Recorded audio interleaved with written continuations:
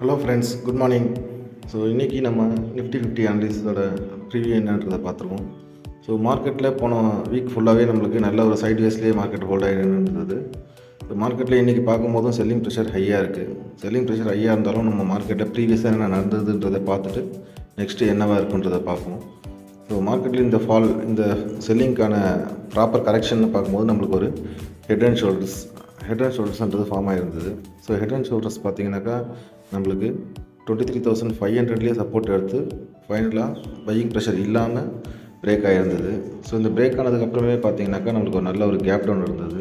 So gap டவுனுக்கு அப்புறம் ரீடெஸ்ட்டுன்றது இது வரைக்கும் எதுவும் நடக்கலை. அதே மாதிரி நம்மளுக்கு டார்கெட்னு பார்க்கும்போது ஹெட் அண்ட் ஷோல்டர்ஸ்க்கு அந்த கரெக்ஷனோட ஹைட்டுன்றது நம்மளுக்கு டார்கெட்டாக இருக்கும். அந்த கரெக்ஷனோட ஹைட்டுன்னு பார்க்கும்போது நம்மளுக்கு 24,100லேருந்து 23,500 ஆல்மோஸ்ட் 600 பாயிண்ட்ஸ் கிட்ட டார்கெட்டாக இருந்திருக்கணும்.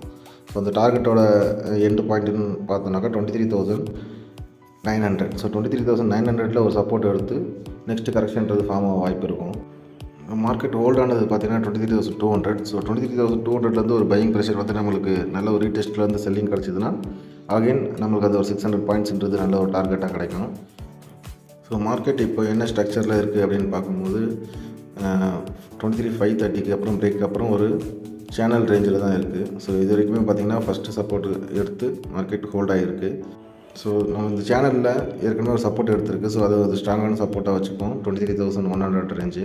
ஸோ 23,100க்கு அப்புறம் நம்மளுக்கு ரெசிஸ்டன்ஸ் பார்க்கும்போது ஆல்ரெடி பிரேக் அவுட் ஆன 23,530. ஸோ இந்த ரேஞ்சு நம்ம வந்து ஸ்ட்ராங்கான ஒரு ரெசிஸ்டன்ஸாக வச்சுக்கலாம். ஸோ மார்க்கெட் ஆல்ரெடி இந்த 2 ரேஞ்சுக்குள்ளே தான் இருக்குது. ஸோ நெக்ஸ்ட்டு மூவ்மெண்ட்டுன்னு பார்க்கும்போது நம்ம செல்லிங் ப்ரெஷர் ஹையாக இருக்கும்போது ரெசிஸ்டன்ஸ் லெவலுக்கு வெயிட் பண்ணணும். ஸோ அந்த ரெசிஸ்டன்ஸ் லெவல்னு நம்மளை பார்க்குறது நம்ம சேனலோட டாப்பில் கூட நம்ம ரெசிஸ்டன்ஸ் கிடைக்கலாம். நம்மளுக்கு நெக்ஸ்ட்டு ரெசிஸ்டன்ஸ் ரேஞ்சான 23,400 அண்ட் 23,500. ஸோ இந்த ரேஞ்சில் நம்மளுக்கு நெக்ஸ்ட்டு செல்லிங் ப்ரெஷர் ஃபார்ம் ஆகும்.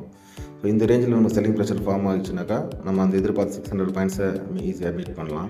அடுத்து லோயர் டைம் ஃப்ரேமான 1 ஹவர் டைம் ஃப்ரேம் என்னன்றதை பார்த்துருவோம். ஸோ லோயர் டைம் ஃப்ரேமில் பார்த்திங்கனாலும் உங்களுக்கு அகைன் அந்த 23,000ல் சப்போர்ட் எடுத்து டே பிஃபோர், அதாவது ஃப்ரைடே அன்றைக்கி பார்த்திங்கனாக்கா நம்மளுக்கு ஓப்பன் ஈக்குவல் டு ஹைன்னு சொல்கிற மாதிரி மார்க்கெட் ஓப்பன் ஆனதுலேருந்து கண்டினியூஸாக செல்லிங் இருந்தது. ஸோ அந்த ரெசிஸ்டன்ஸ்னு பார்க்கும்போது அகைன் 23,400 தான் இருக்குது. அதே மாதிரி ஃப்ரைடே அன்றைக்கி மார்க்கெட் பார்த்திங்கன்னா 23,200. ஸோ இந்த ரேஞ்சில் வந்து பையிங் செல்லிங் சொல்லி ரெண்டுமே ஈக்குவல் ஆகி மார்க்கெட் செல்லிங் ப்ரெஷரில் கடைசியில் முடிஞ்சிருக்கு. ஸோ 23,200லேருந்து நம்மளுக்கு ஒரு buying pressure by chance again build ஆச்சுன்ற பட்சத்தில் நம்ம 23,400 to 500 வரைக்கும் வெயிட் பண்ணலாம். ஸோ அந்த ரேஞ்சில் தான் நெக்ஸ்ட்டு நம்மளுக்கு அந்த செல்லிங் ப்ரெஷர் இருக்குது.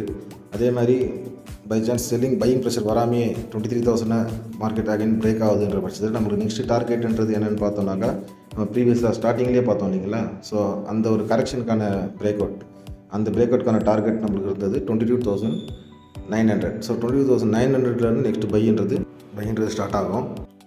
இன்றைக்கி மார்க்கெட்டில் என்ன பையிங் ப்ரெஷர் செல்லிங் ப்ரெஷர் எந்த சப்போர்ட் ரேஞ்சில் இல்லை ரெசிஸ்டன்ஸ் ரேஞ்சில் ஃபார்ம் ஆகுதுன்றதை நான் லைவ் மார்க்கெட்டில் பார்த்து அனலிசிஸ் போடுறேன். ஸோ நான் என்னோடய டெலிகிராம் சேனல் லிங்க் கொடுத்துருக்கேன், அதில் ஜாயின் பண்ணிக்கோங்க. So please subscribe and share to your friends and support. Thank you friends.